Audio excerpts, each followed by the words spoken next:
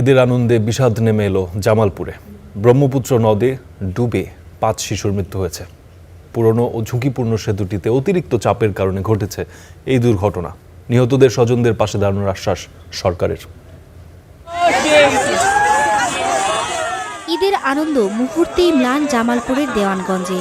বিকেল 4টার দিকে জেলার দেওয়ানগঞ্জ থানার সামনে ভাসমান সেতুটি ভেঙে পড়ে। ঘটনাস্থলে নদে পড়ে যায় অনেকে। তাদের মধ্যে যারা সাঁতার জানেন তারা উঠে যায় তীরে।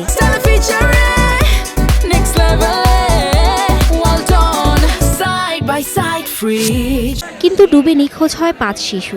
খবর পেয়ে ঘটনাস্থলে গিয়ে উদ্ধার অভিযান চালায় ফায়ার সার্ভিস। ভাই বোন সহ 5 শিশুর মরদেহ উদ্ধার করা হয়। স্থানীয়দের অভিযোগ, পুরনো ও ঝুঁকিপূর্ণ সেতুটিতে অতিরিক্ত চাপের কারণে ঘটেছে এই দুর্ঘটনা। এখানে একটা সাইনবোর্ড দেওয়া দরকার ছিল, যে বলে ঝুঁকিপূর্ণ, এখানে লোক চলাচল বন্ধ থাকবে, কিন্তু এখানে কোনো কিছু করা হয়নি। আমাদের পৌর প্রশাসক যে আছে, এই ঘটনাটা আসলে এড়িয়ে যেতে পারে না। এটা ভাঙা ব্রিজ অনেকদিন থেকে চলাচল বন্ধ ছিল, হঠাৎ করে কালকে সংযোগ হয়েছে। সংযোগ হওয়ার পরে এই ঘটনাটা ঘটেছে। নিহতের পরিবারের পাশে থাকার কথা জানিয়েছে স্থানীয় এমপি। আমি গভীরভাবে দুঃখ প্রকাশ করছি আমাদের তরফ থেকে, সরকারের পক্ষ থেকে, এবং সরকারিভাবে তাদেরকে কিছু যে অনুদান দিয়ে তো আর পূরণ হয় না সব কিছু।